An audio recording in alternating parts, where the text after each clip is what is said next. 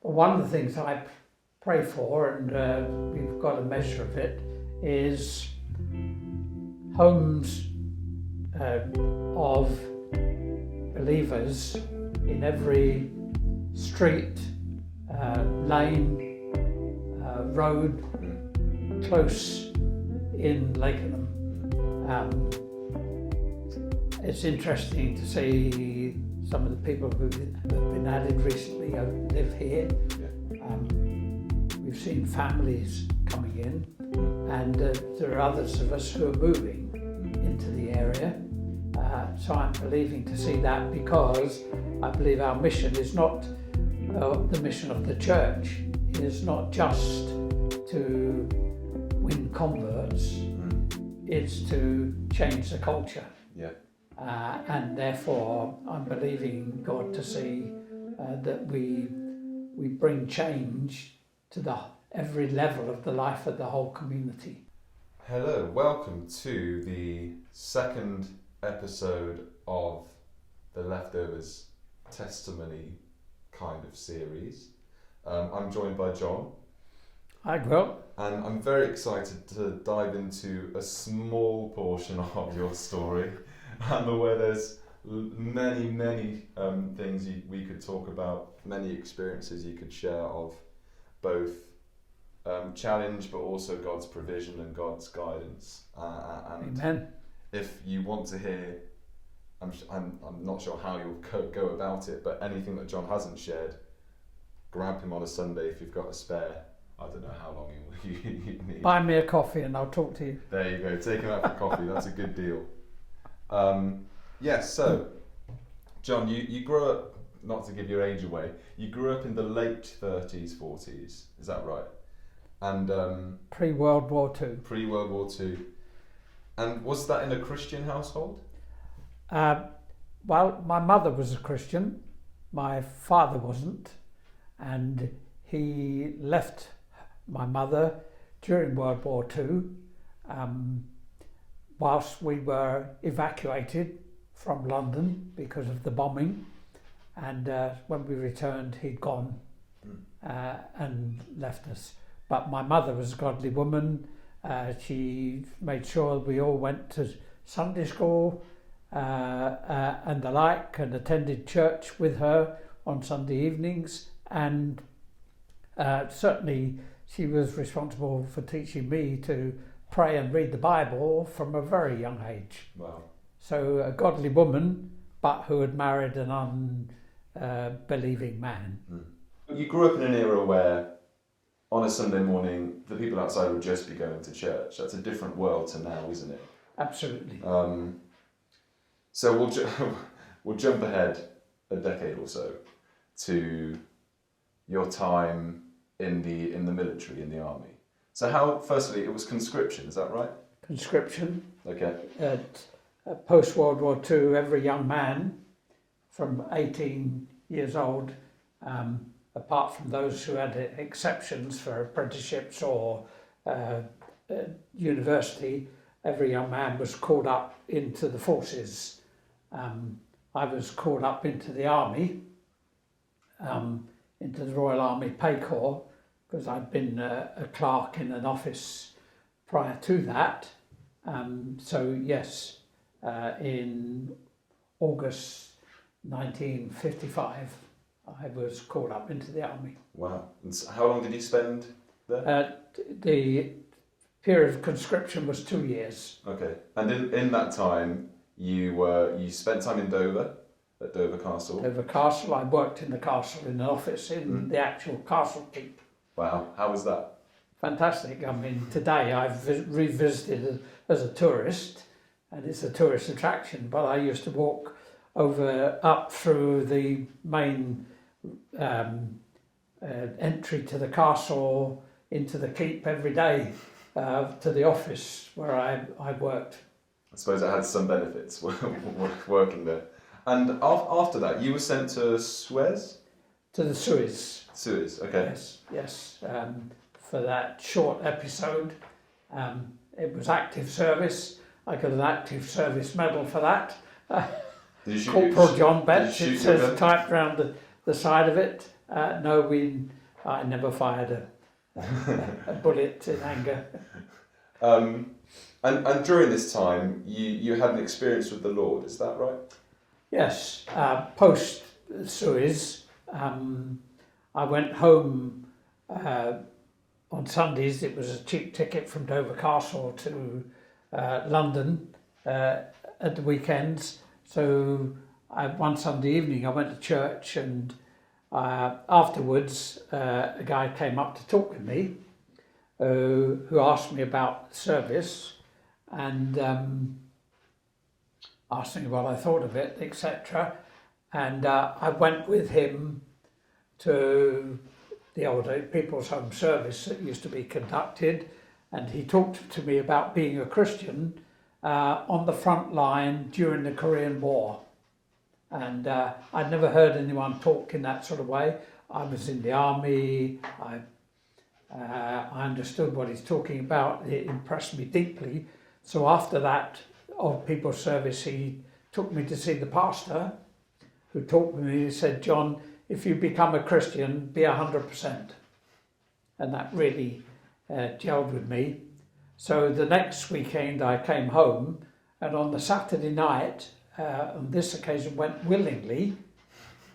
That's the key difference. Saturday evening went willingly to a service in Tooting Methodist Central Hall, and there was Dr. Sangster was the speaker, and the London Emmanuel Choir. The choir, nothing touched me, nothing moved me, but the conclusion, Dr. Sangster made an appeal, and we sang the hymn "Just as I Am," and we sang it all through, 7 verses. The preacher said, "Well, there are people here who need to respond, and so we're going to sing it all again." And it was during the verse that said, "Just as I am, and waiting not to rid my soul of one dark spot, to thee whose blood can cleanse each blot, O Lamb of God, I come." And God convicted me very deeply. I was in the front row of the gallery. I went up and down the stairs and walked to the front of the building, and I knew when I arrived at the front I'd been born again. I knew I was a Christian. My life was changed. As I walked home from there, I knew everything was different, and I went back to the barracks Sunday night late on. You used to get the 11:59 from Charing Cross to Dover, and so I got into the barrack room, the big barrack room. There were about 16 of us sleep there, and no curtains. The moon was shining in. I sat up in bed and was convicted that Christ had died to save me from my sin, and I just sat there and cried. Wow. As that conviction went, if any of the guys had woken up, they'd have, what in the world's wrong with him? The next night, Monday night, I sat on my bed, pulled out a Bible and read it, and then got down on my knees and prayed with the guys in the barrack room there. I'd changed, because I certainly wouldn't have done that prior to that, even though my background was church and Sunday school and boys brigade and the like. But no, I'd been born again, and I was never going to look back from that day on. Amazing. And how long was it until you left the army from that point? 6 months. 6 months. Okay, so it's towards the end of your conscription. What did you do after the army? Was it I know you spent time at Bible College. We'll get to that period of your life in a short while. But what was the gap between the military and training for college? Training for ministry, sorry. Well, I went to Bible school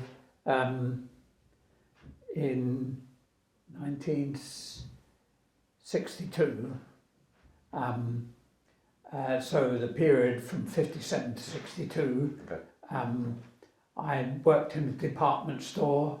I was on a progression towards management, doing well. Got on to £1,000 a year in those days. £1,000 a year was big money. You were earning well, beginning to make your mark in a business I was good at. and was going to prosper in. But I was also, shortly after I left the military, I felt God was calling me to full-time Christian ministry. I was quite sure he'd made a mistake. The message had come to the wrong address. I could tell him about young men in the church who were in grammar schools, going on to be accountants and solicitors, doctors, that he should go to them. I left school at 15, no educational qualifications of any sort, so clearly God must have got it wrong. But he persisted, and in due time I went to talk to the pastor and tell him I thought he'd tell me to forget it, but he didn't. In those days, you worked in a department store, you worked Monday to Saturday with a half day on Wednesday.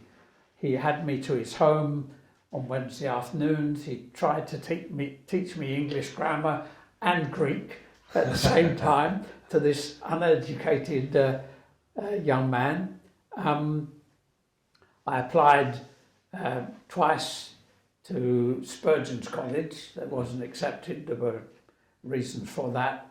But I applied to London Bible College, and I'd misread the requirements for access to the college, and so I'd studied for 3 O-levels, but which was the requirement for the qualification, the diploma in theology I was looking to take, but the college entry requirement was 4.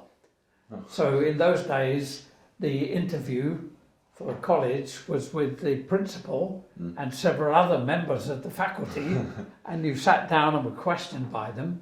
And Dr. Kevin asked me, well, how come this difference between... So I was frank about it, that I'd missed that information.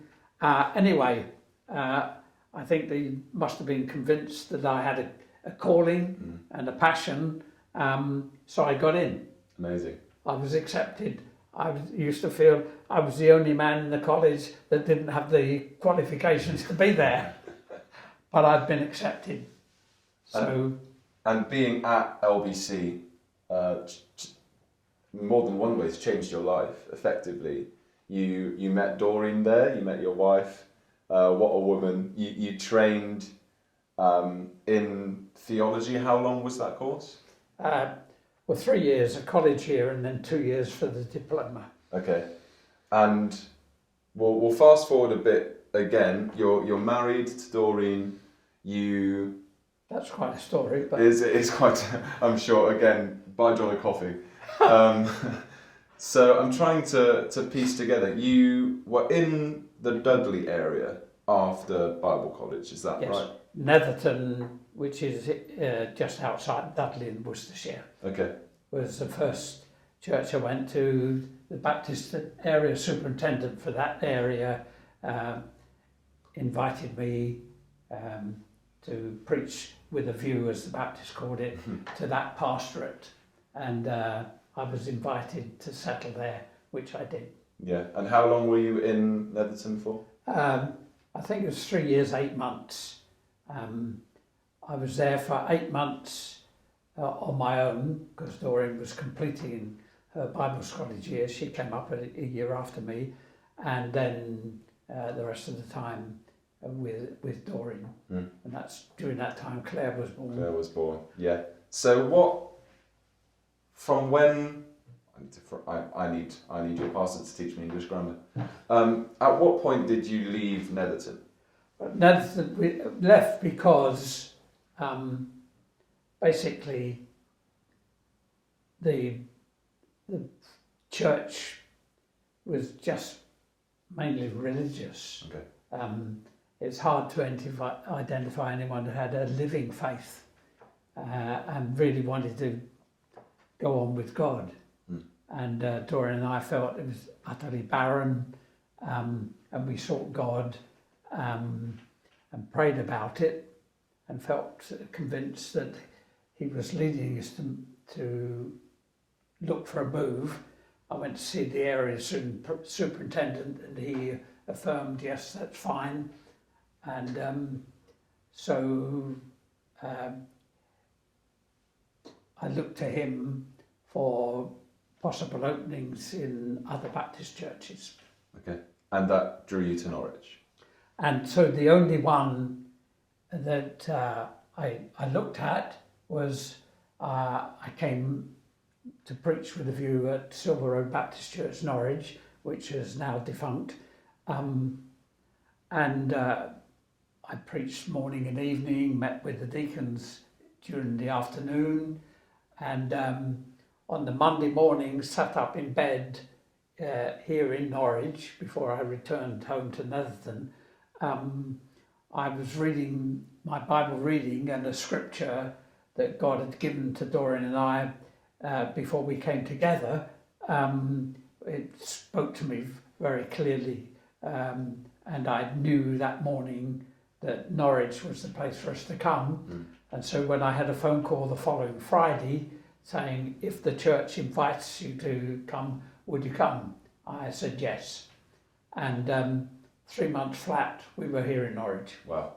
We'll come back to that call and your call to the city and not to that church in a little bit, because I find that very inspiring and very moving that you felt called to the city itself. So you're down in Silver Road Baptist.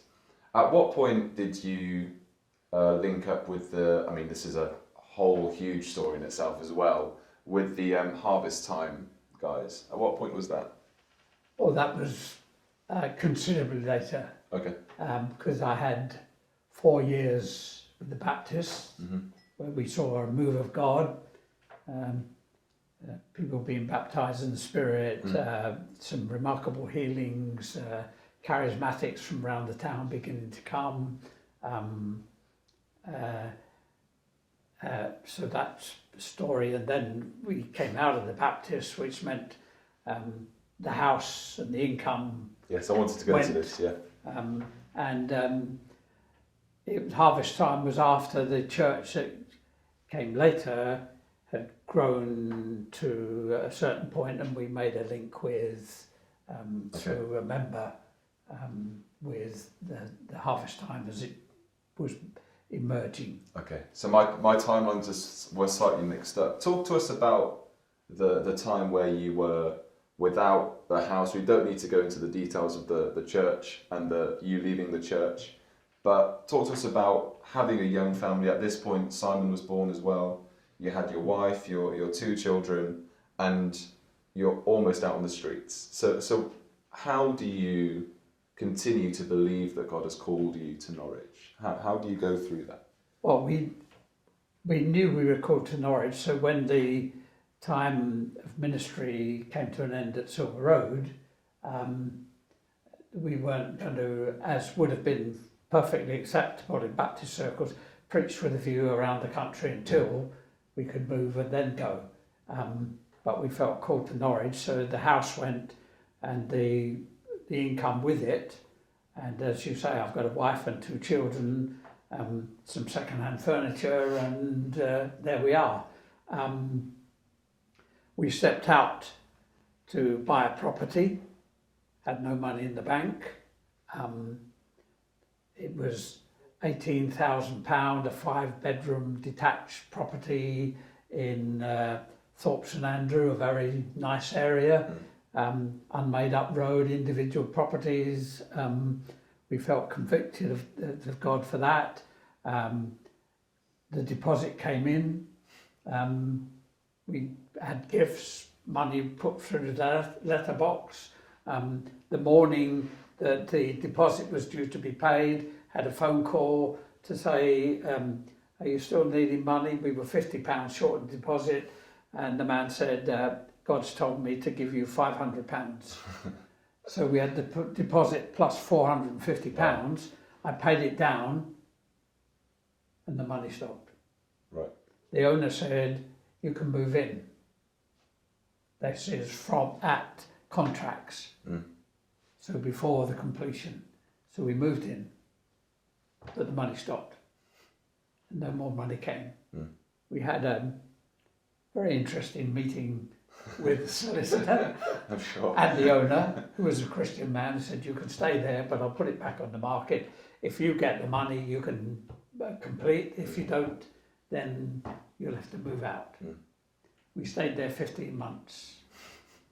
It was a very challenging, difficult time. Yeah. For 6 months I was unemployed, and then eventually got a job in the Norwich Co-op, back in soft furnishing, which I'd been in the department stores before. That's quite a story in itself. But the money didn't come. When people came to view, Doreen would take the children and go around the city because she couldn't face it. I got to the point of feeling I'm going to drop out, just go. I even considered suicide may be a way out. Doreen found it exceedingly difficult at that time because we'd put all our eggs in one basket. We trusted God, believed He'd led us to do this. At the outset of moving in, I felt God said very clearly to us, my grace is sufficient for you. And when we came out of that property, because it was sold now over our heads, I felt He said again, you see, my grace is sufficient. None of the things you thought would happen actually happened. When we came out, we ended up for 6 months in a bed sit over the home, in the home of the couple that managed at that time the Christian Literature Crusade bookshop that used to be in Norwich, who they very kindly took us in. And so we lived in a bedsit on Prince of Wales Road. And during that time, I got the job in the Norwich Co-op, as I said, and on one occasion I went to London for an exhibition, fabric exhibition, to meet manufacturers, producers and that, as you do. And I met the man who I used to be the assistant to in the London store. And he was going back to Wales to go into sheep farming. As you do in Wales. And the following week, I got a call from the senior manager of the store I used to work in, offering me a job in London. Right. It could have had a house with it. I knew them well. The job was mine on the plate. I said no. Yeah. Because we were called to Norwich. Wow. The fact that we were living in a bed set with a house group as a church, so it wasn't the issue. Yeah. The issue was the calling, and so we were called to be here. In that time, Doreen said to me, well, I'll go home to Mum with the children until you've got somewhere for us to live. Her mother lived in Hadley Wood, a very salubrious area of London, huge property, vast garden. I said no, because you'll never come back. And she stayed, which is quite remarkable, and a commitment of faith from Doreen. Yeah. And eventually, the senior manager I was responsible to in the Norwich Co-op picked up the phone and called Nationwide, which used to be part of the co-op movement, said, I've got a young man, needs a mortgage, I'm going to send him to you. We got a mortgage and moved into a small, brand new 3-bedroom house. Wow. Just like that? Just like that. Wow. Yes. God really does reward faith and trust, doesn't He? Especially through times like that. Yes. Incredible. And so you're into this 3-bed house. You mentioned you had a house church. Were you pastoring that? Yes, I was. Okay. And where did that go? What happened to that congregation? well, it started out with 11 of us, 7 adults, 4 children. It grew and grew. We moved from one house to another house, to a hall in the community centre, to a bigger hall into a community centre, into schools, eventually into the Odeon Cinema. Oh wow, okay. Because we saw that kind of growth. Wow. Because God's anointing was on it. On the way through that, I joined the Harvest Time ministry and became part of the apostolic team, travelled the country, ministering, had a circuit that was of churches I ministered amongst in Lincolnshire, Cambridgeshire, Suffolk and Norfolk. God's hand was on it. Yeah, praise God.